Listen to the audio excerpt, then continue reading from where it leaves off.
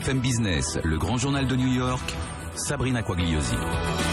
Allez, le grand journal de New York, on continue notre focus sur le marché immobilier de New York, toujours en compagnie de Joël Laroche, agent immobilier chez Douglas Elliman, agence new-yorkaise, avec votre équipe, The Laroche Team, équipe familiale donc, et vous occupez tout particulièrement des Français là. Est-ce qu'ils sont très actifs justement ces Français sur le marché new-yorkais?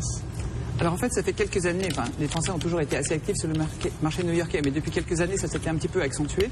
En fait, on peut dire que plus l'économie, malheureusement, va mal en France, plus les Français investissent à l'extérieur, parce qu'ils cherchent aussi à investir dans une autre monnaie que l'euro, dans un pays autre que le leur, et New York est une destination privilégiée pour les Français. Quand on est Français, on a toujours l'image de New York, de ses immeubles magnifiques, de ses vues extraordinaires, et l'Amérique, le rêve américain. Donc oui, les Français sont très actifs sur le marché new-yorkais. Est-ce que là, vous avez changé, vous avez trouvé un petit changement cependant avec les effets de change, un euro qui se casse un petit peu la figure Petit changement, mais pas vraiment un changement, en fait un regret, c'est-à-dire que nous avons beaucoup de clients qui regrettent de ne pas avoir acheté l'année dernière. Ouais. Des gens qui hésitaient, des Français qui hésitaient et qui trouvaient qu'ils auraient aimé négocier les prix et ils n'étaient pas au courant de la compétition qu'il y avait ici qui était assez virulente et maintenant ils regrettent de ne pas avoir acheté l'année dernière. La seule chose c'est qu'à New York je ne connais que des gens qui regrettent de ne pas avoir acheté dans les années qui précèdent. Les prix sont tellement élevés qu'on se dit toujours on aurait dû acheter autrefois, mais aujourd'hui ils sont là et demain ils seront là. Donc il ne faut pas regretter, il faut acheter aujourd'hui. Donc on achète quoi quand on Alors est les Français là, achètent deux sortes de choses, parce qu'en fait il y a deux sortes d'investisseurs français. Il y a les Français qui viennent habiter ici, qui veulent acheter une résidence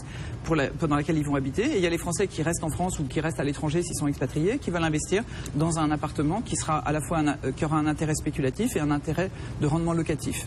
Donc les Français qui viennent habiter ici, en général leur choix est guidé par le fait qu'ils aient ou pas des enfants. S'ils ont des enfants, le choix de leur école.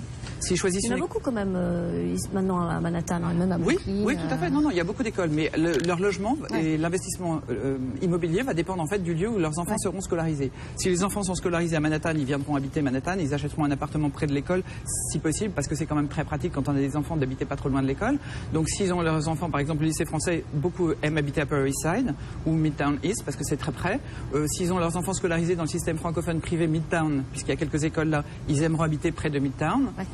Si leurs enfants sont scolarisés dans le Westchester, et là c'est aussi une question de choix personnel, parce qu'on aime la vie de banlieue avec une belle maison, habiter au bord de la mer, avoir un jardin. C'est sympa aussi, ouais. Qu'on échange contre le fait de commuter, c'est-à-dire d'avoir du trajet pour venir travailler pour la personne qui travaille dans le couple. Et puis c'est pas si loin que ça, ceci dit. Hein, non, c'est pas si loin. En théorie c'est une demi-heure, en réalité c'est plutôt une heure, porte à porte. Oui, mais bon, même dans Manhattan, quand on se déplace, une demi-heure c'est qu'on a le bureau en bas de chez soi. Hein. C'est quand même, il faut se déplacer quand même.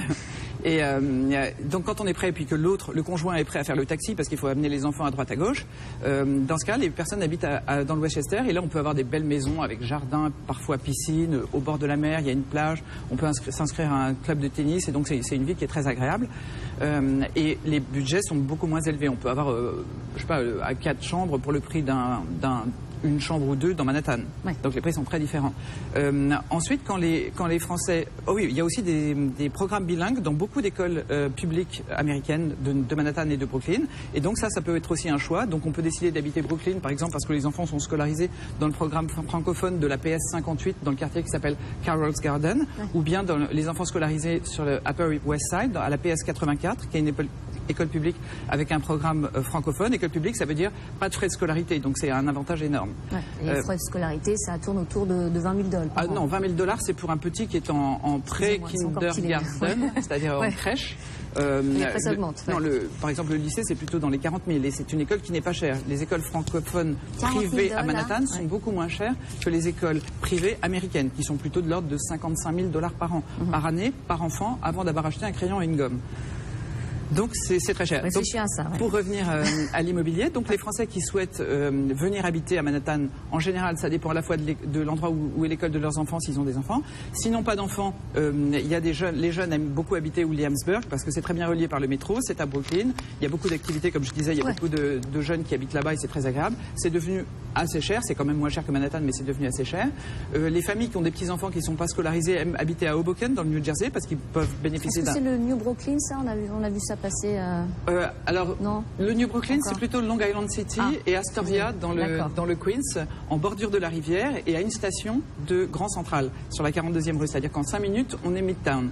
On est Long Island City. Le développement ne s'est pas fait comme prévu, mais il y a de magnifiques immeubles avec des vues incroyables sur Manhattan. Parce que quand on est dans Manhattan et qu'on a de belles vues, parfois les belles vues sont sur la banlieue. Tandis que quand on est en banlieue dans le Queens, la belle vue est sur toutes les tours de Manhattan. Donc ce sont des vues magnifiques. Ensuite, il y a les Français qui ne souhaitent pas habiter à New York et qui investissent. Donc là, nous avons beaucoup de clients français qui achètent des appartements. Par exemple, des clients qui autrefois achetaient des appartements à Paris, quand ils arrivaient à économiser un peu d'argent, ils achetaient un studio ou un 2 pièces à Paris, ont décidé maintenant de diversifier leur patrimoine et de faire la même chose à Manhattan. Donc des personnes françaises qui investissent et qui achètent. C'est extrêmement simple quand on est français d'acheter à Manhattan. Oui, alors justement, expliquez-nous un petit peu le processus, là, les démarches pour acheter. Est-ce que c'est facile, difficile, compliqué? Les démarches sont très faciles, c'est très simple. Pour les Français qui savent se débrouiller un peu avec l'anglais et avec Internet, moi je leur conseillerais de chercher d'abord tout seul sur Internet. Il y a un site qui est extraordinaire qui s'appelle Street Easy. Si vous êtes intéressé, peut-être votre chaîne pourrait donner le nom à vos auditeurs. Mais comme ça, chaque personne peut se familiariser avec les prix, avec les quartiers. Il y a des photos, il y a des plans, il y a des vidéos, il y a toutes les informations nécessaires. Tout est public ici, c'est-à-dire quand vous voyez un appartement qui vous plaît, vous pouvez savoir combien l'a payé le propriétaire, quand il l'a acheté, quand il l'a mis sur le marché, combien il paye de charges, combien il paye de taxes, tout est public, donc c'est extrêmement bien. Ensuite, le mieux c'est de prendre un broker, c'est-à-dire un agent immobilier. Les services de l'agent immobilier sont gratuits pour l'acheteur puisque l'agent est rémunéré par le vendeur au moment de la transaction. Le vendeur rémunère les deux brokers, les deux agents. Et là, nous, on explique aux Français exactement comment ça se passe. C'est pas compliqué, mais il faut savoir comment ça marche. C'est-à-dire qu'en fait, nous, on va proposer aux Français qui souhaitent investir ici ou d'une façon ou d'une autre ce qu'il y a sur le marché, étant donné leur budget. On va les aider éventuellement s'ils ont besoin de contacts pour obtenir des financements, s'ils n'ont pas de cash. C'est assez difficile pour les Français de France d'emprunter ici, mais on peut leur expliquer, il y a des possibilités quand même. Ensuite, on leur propose des appartements, on organise les rendez-vous. S'ils sont en France, on leur organise des rendez-vous très rapides, de façon très très bien organisée pour qu'ils puissent voir le maximum d'appartements dans le minimum de temps. On les met en contact avec des avocats parce qu'ici il n'y a pas de système de notaire, il n'y a pas de, comme en France, un monopole des transactions immobilières. Chaque partie, l'acheteur et le vendeur prend son propre agent, son propre avocat qui défend ses intérêts. Ensuite, on négocie, nous en tant qu'agent immobilier, on négocie l'offre. Quand l'offre est acceptée, il faut compter à peu près 2 mois si on a un prêt, 1 mois si on n'a pas de prêt, pour arriver au moment de la remise des clés. Et nous, on s'occupe de toute la procédure. Oui. D'accord. Il ne faut pas oublier les charges, là, elles sont quand même assez importantes. Les charges sont extrêmement élevées. C'est pourquoi les rendements locatifs ne sont pas bons. Les charges sont élevées, les taxes sont élevées. Le grand intérêt d'investir à Manhattan, c'est de se constituer un capital qui ne va pas s'effondrer. On peut prendre des risques en investissant un petit peu dans des endroits plus risqués, peut-être la Floride, peut-être la Californie, mais quand il y a des crises immobilières graves, ces régions-là perdre de la valeur.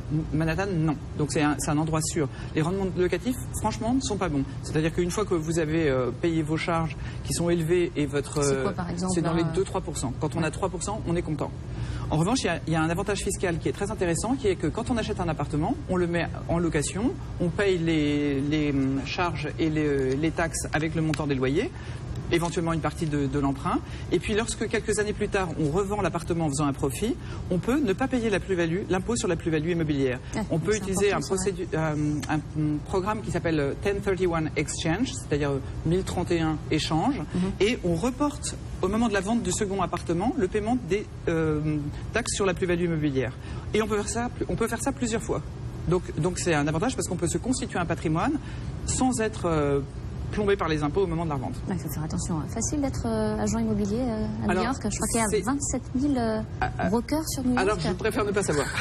Vous le savez mieux. C'est la jungle, là, non, quand même. En fait, oui, mais chaque agent a un petit peu sa niche. C'est-à-dire que nous, par exemple, on apporte un avantage énorme aux Français qu'on n'apporte pas aux Américains. Donc, nous ne sommes pas en compétition avec les agents américains, qui ne sont pas en compétition avec nous. Ouais. Donc, vous avez moins, quand même, il y a quand même pas mal d'agents français. Il y en a oui, alors, moins, il y a tout à fait beaucoup d'agents français, mais nous sommes new-yorkais, on est très intéressés par la synergie et on est content que le succès des uns fera le succès des autres, et donc il y a du travail pour tout le monde. Voilà, écoutez, on va terminer là-dessus alors. Merci beaucoup d'être passé par les studios du Grand Journal de New York pour nous parler donc de ce marché new-yorkais très particulier. À très vite, j'espère, Joël. Et quant à nous, on se retrouve dans quelques instants. Reste avec nous.